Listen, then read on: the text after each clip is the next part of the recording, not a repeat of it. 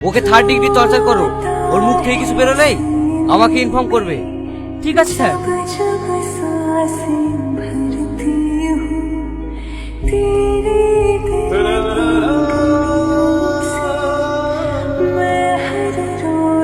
কি হলো মার?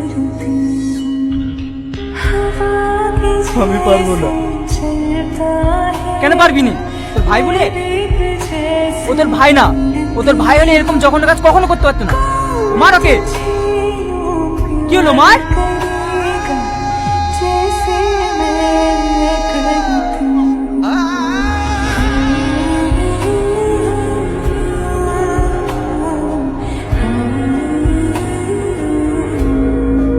ম্যাডাম, টনিমা দেখা করতে এসছে। বলো এখন দেখা করা হবে না। খুব কান্নাকাটি করছে। ঠিক আছে, বেশিক্ষণ দেখা করতে দেবে না, জাস্ট 5 মিনিট। ঠিক আছে ম্যাডাম। কিভাবে তোর লেগে আমরা কেউ মুখ দেখাতে পারছি না। তোর বাপকে ধরে ধরে সবাই অপমান করছে। তুই নাকি সব গরিব মানুষের অ্যাকাউন্ট থেকে টাকা চুরি করলি। সত্যি করে বল না মা, তুই ওসব কিছু করিস নি তো? আমাকে মিথ্যা ফাঁসি হয়েছে। আমি কিচ্ছু করিনি। আর কেউ না জানুক, তুমি তো আমাকে জানো। তোর কিচ্ছু হবে না।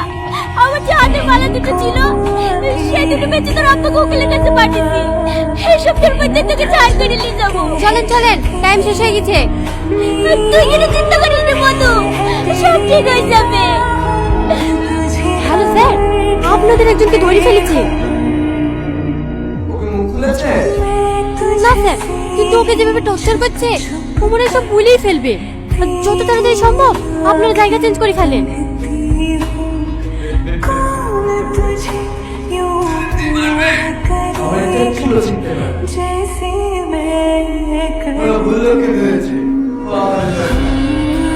মানে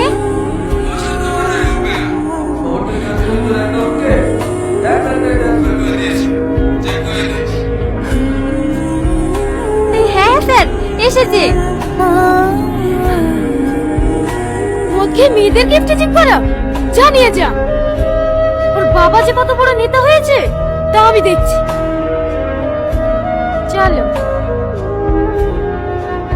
আচ্ছা সালমান, তুমি তো পুলিশ। আমি যদি কোনোদিন কোনো অন্যায় করে ফেলি, তুমি আমার গায়ে হাত তুলবা? হ্যাঁ, তীরেটাই পেটাবো।